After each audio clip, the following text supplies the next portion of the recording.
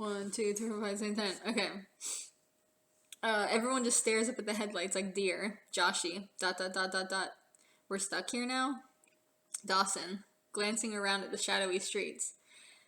Let's get out of here. I saw a bar a ways back. They creep back down the block and come to a scuzzy-looking old dive bar with a flickering neon sign in front that spells bar. A couple soldiers in shadow are standing out in front of the building, just drinking and being creepy. Our heroes quickly rush past them and go indoors. Hazel, whispering, "It's as if they already know everything. Everything we've ever said and done." Joshie, "Oh, you're creeping me out." Inside the bar, they find themselves in a sort of little sleepy jazz lounge type of place. There are deep red walls and velvety curtains, which are all a little tattered and torn from age. Up front, someone's playing piano, and a slinky singer in a red dress is laying on top, singing a sad tune. You know, the whole thing.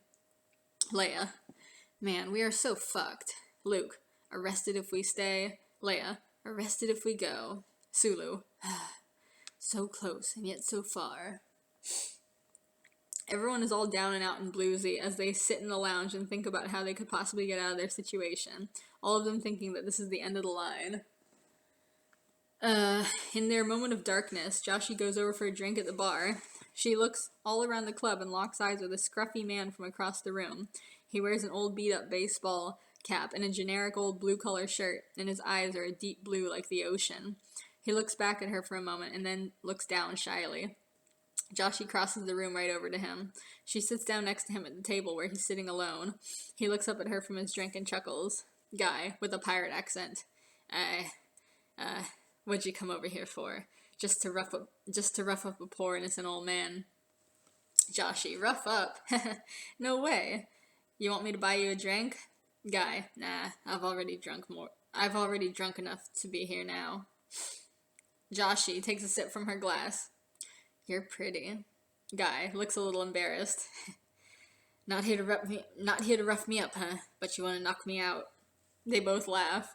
Joshie, "I'm Josh." Guy, "They call me Arca." Joshie, "Ooh, nice name."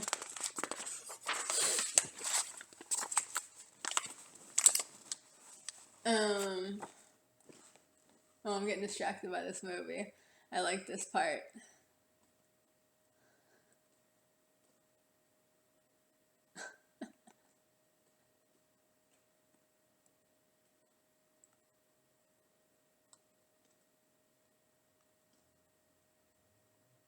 I'm watching Escape from New York. I love this fucking movie. I swear to God, I think Escape from New York is like my 4th favorite movie of all time. Like, it's so fucking good. 4th or 5th. Something like that. Okay, where was I? They both lean a little bit closer, like they're starting to feel each other's style. Just when the mood is right and it seems like they might kiss, or pre-kiss, or something, all of a sudden Hazel gets shoved into the table with a big-ass clatter and spills their drinks on the floor.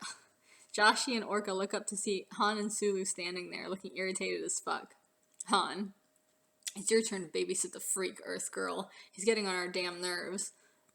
Sulu, "I agree. I have just as much patience as the next man, but tonight my fuse is pretty short."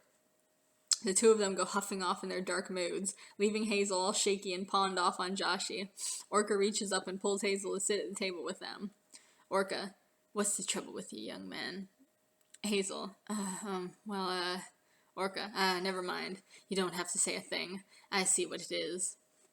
Hazel looks up at him slowly. "You do?" Orca, sympathetically, "Course I do. I understand you. I know something's ripped your heart up." He starts getting weird and super deep and creepy. Some devil out of hell reached out and grabbed you with its terrible claws, like a very tempest of ice and hail from the sea. And now you're branded with the mark of the beast. Every night you squirm and suffer and try to tear it out of yourself, but there be no escape. And every day you chase a new sun, but every day, every sun's a little blacker. Hazel and Joshie just look at each other, and then at him like, damn. Orca gets a little self-satisfied smile and leans back in his chair with his hands behind his head. Orca, "An old spacefarer knows. Have you thought about how to be rid of the little beast?" Hazel, "You do know." Orca, "Do you deny me talents?" Hazel, "No, and I don't know how to be rid of it either. The only answer I see is to give myself up to Starfleet Command and let them do as they see fit with me. Orca, there is another way. Hazel instantly shifts closer to him. What is it? Tell me, please. Orca, there always be another way. All you need to do is look past to a simpler day. Think on this riddle while you can. Your answer lies in man to man. Joshie finishes her drink. Okay, it's getting really weird now.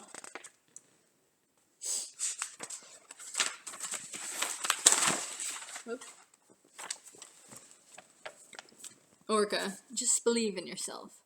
I'll help you get into the inner Zilia. The scene fades out and crossfades into everyone standing out by the wall again. All our cast of heroes are there, including Kyle, who's wrapped up in a blanket and being carried like a sack of potatoes over Dawson's shoulder. Dawson has been doing all the heavy lifting, because he carried Sulu before, who he thought was Han, and then now he's carrying Kyle. So Joshie's getting that workout in, man. He's gonna have them buff-ass shoulders and shit. Sulu calls up to the soldiers. Our representative is coming up. Hazel takes a breath like, here goes nothing. He pulls out a pair of fake bunny ears from behind his back and puts them on. Then he heads up the steep, narrow steps to the checkpoint on the wall, with the rest of the group slinking behind him, all hidden down low. As soon as Hazel reaches the top, 2 soldiers come up to him in their blue uniforms. Soldier number 1. You have identification cards? Hazel, well, getting closer. In a way, no, but I do have something better. I think you'll agree. The Enterprise Blues give him a weird look. Soldier number 1. You wouldn't be trying to bribe us, would you? We can have you executed for less than that. Hazel, bribe you? Oh, of course not. Soldier number 2, in a creepy way. Oh, well, that's good. Suddenly, the soldiers grab Hazel, and they put him against the wall roughly. Soldier number 1, calling to our heroes. Is this your best attempt? I knew you were rebel pigs from the moment you all landed. Now come out and surrender. Then he turns to Hazel and whispers at him all maliciously. Soldier number 1, I bet all your little coward friends are running away this very moment, but we'll hunt them down and snatch each one of them up like the dirty runts they are, soon as I'm done with you. He turns Hazel around and starts kissing him on the mouth all roughly, tormenting him with molestation as soldiers are wont to do, as his partner wanders off to go smoke a cigarette. But soon the soldier finds that he's made a grave mistake. The look on his face changes to a look of horror, and he quickly pushes Hazel away and staggers back, coughing violently. All we see is the tail of the baby alien as it scurries down his throat. Oh, God. Blue shirt. What did you do to me? He grabs Hazel by the shoulders and starts shaking him all around. What did you do?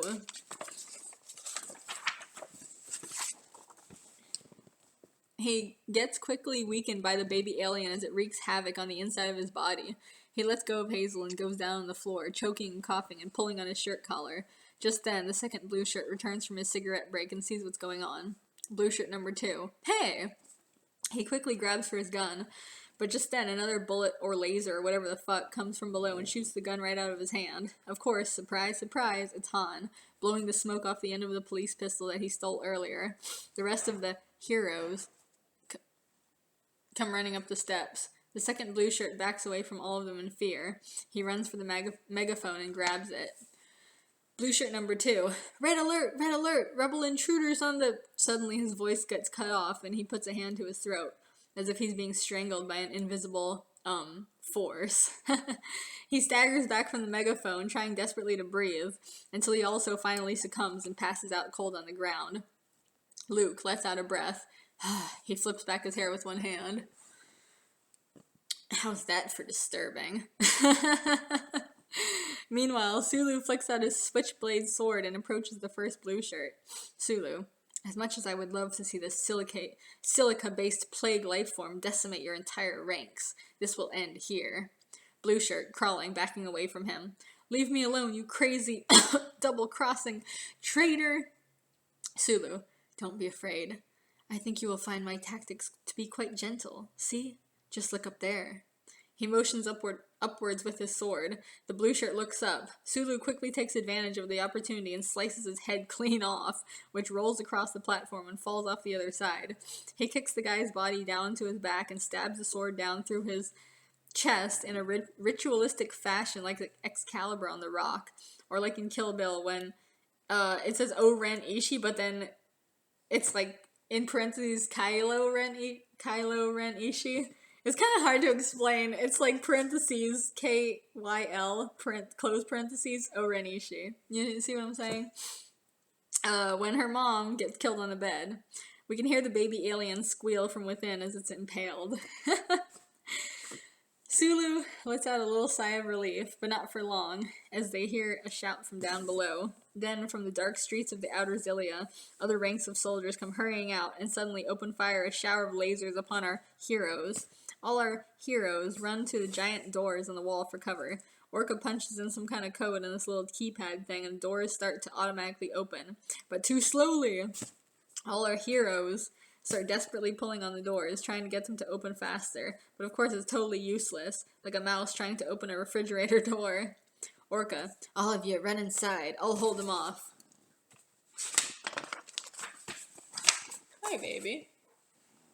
Joshie, holy shit, a sacrifice. I didn't think this would happen. Orca, well, 'tis. Now go, run. Leia, overdramatically, we'll never forget you. One by one, they all start squeezing through the opening between the doors, until finally Orca is the last one standing. The door is shut behind all our heroes, sealing them inside the walls of Inner Zilia. Orca glares at the enemy soldiers. Wrangle with me, will ya? Well, I'll show you why they call us Orcas killers. He turns on the megaphone and scratches his nails down the side of the wall, making a horrible fucking screeching sound at super ultra mega amplitude. All the soldiers stop in their tracks and clasp their hands over their ears, yowling in agony. Cut to Inner Zilia. Everything is deathly quiet. All our heroes stop to catch their breath. They look around. The entire Inner Zilia is bleak and barren as far as the eye can see, and covered in a thick blanket of some sparkly white snow substance. But from under the snow, there's the shapes of rooftops, suggesting a whole city is buried beneath. Here and there, brick and metal chimneys poke out from the snow, like the pipes in Mario. I can't believe I'm making that reference. Dawson adjusts the potato sack, Kyle, in the blanket on his shoulder. Ugh, this place makes me itch. Sulu picks up the snow and rubs it between his fingers. Sulu, it's glitter. Hazel, an entire city buried in glitter. There's something quite foreboding about this place. Leia, yeah, well, let's get going.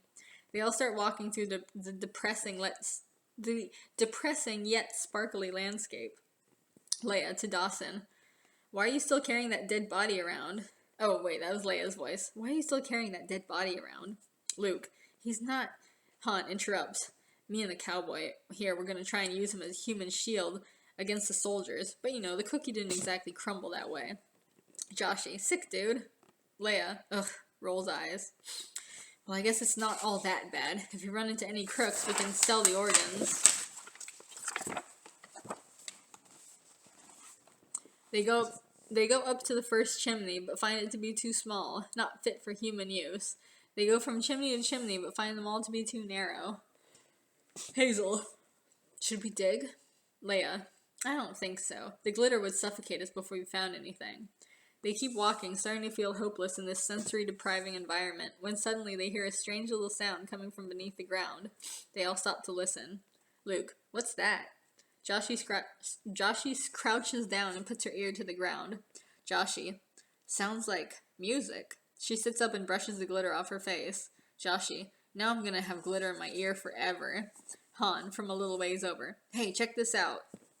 Everyone else comes over to where he is. Finally, they see a human-sized chimney coming out of the ground. It's all old and square and red brick. You can't get much more classic than that. They all look down into the dark abyss of the chimney, which seems to go on forever. But from down below in the darkness, they hear music echoing up. Leia to Han. You go first. We'll back you up. Han, why the fuck do I have to go first? Leia. Oh, she starts acting all innocent and cutesy. Well, I don't know. 'Cause you found this portal, and you're the tallest, and you're so strong and brave. She clears her throat. But you're right. You don't have to go first. I'll go. She goes ahead and starts climbing into the chimney, but she barely gets one leg up before Han pulls her back. Han, not so fast. I'll go first. It might be dangerous down there. Here, give me the human shield, just in case. He takes Kyle from Dawson and slings him over his shoulder. Han, what would you guys do without me, huh?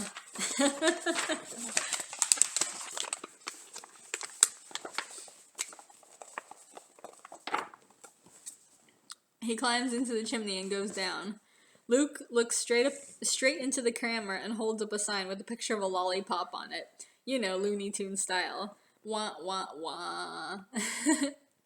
Cut to inside the chimney. Well, it's actually more like a downward sloping tunnel/cavern. At first it looks as if there's no light, but then Han sees a light up ahead. When he gets there, he finds torches posted up on the wall, medieval time style. And there's a message written on the wall in dripping red. Han, reading off the wall. Abandon all hope, ye who enter here. Long pause. Han, sarcastically. Yeah, that's nice. He takes one of the torches off the wall and sees that the cavern splits into 2 different tunnels. One has a sign that says, Thorns, Bushes, and Werewolves, and the other tunnel says, Wet Paint and Cotton. Han rolls eyes. Gee, which one's the better choice? He puts the torch back on the wall. See ya, wolfies. He heads north into the dark tunnel of wet paint and cotton. All we see is a blank black screen, and we hear him stumbling all over the place and bumping into shit and cussing. Meanwhile, the music from down below the earth is getting gradually louder and louder. Then we hear Han's hand, that's weird, hit a wall. Han, oh come on, not a dead end.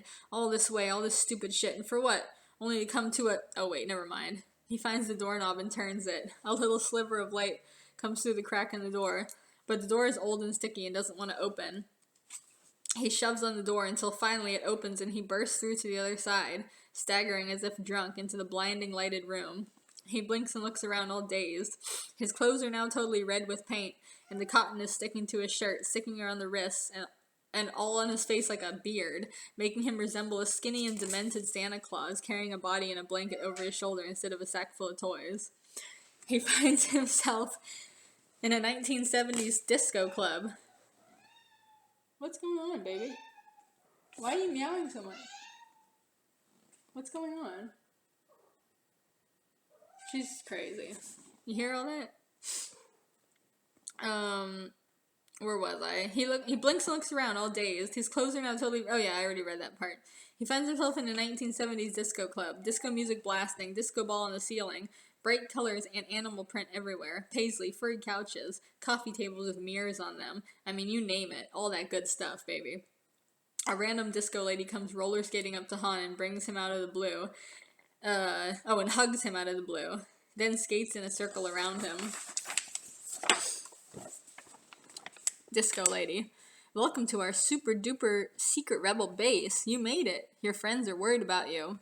The camera quirks over and we see the rest of our heroes standing there. They're all now wearing brown fur pelts over their clothes and have brambles in their hair which resemble antlers. They wave hello to Han. Han, how the hell did you get here so fast? Hazel, we went through the tunnel labeled Thorns and Wolves. It was bloody easy if I do say so myself. Han, ... He coughs up a mouthful of cotton. Leia clasps her hands together. Aww. 5 minutes later. Everyone's out on the floor, dancing and partying it up. All except for Dawson and Sulu, who are standing off to the side. Dawson is now in charge of Kyle again. Dawson to Sulu. Are you sure about this? Sulu, positive. There's always this sort of thing in clubs like this. Dawson, well, alright. He wanders over to a little side area of the club, where there's a small private area blocked off by a velvety curtain. He carries Kyle over there and peeks both ways to see no one's looking, then creeps behind the curtain all self-consciously.